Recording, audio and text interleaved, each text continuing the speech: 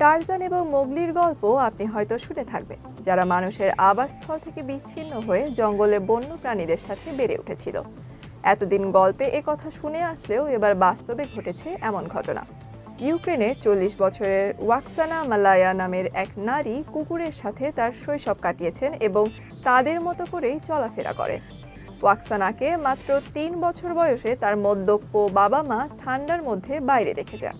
পরে আশ্রয়ের জন্য তিনি তার পোষা কুকুরটিকে অনুসরণ করে একটি গর্তে যান এবং প্রায় 5 বছর ধরে সেখানে কুকুরদের দলের সাথে থাকেন।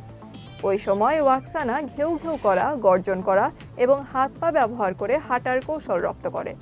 মালায়া বলেন, তার অনেক ভাই বোন ছিল এবং তাদের থাকার জন্য পর্যাপ্ত বিছানা ছিল না।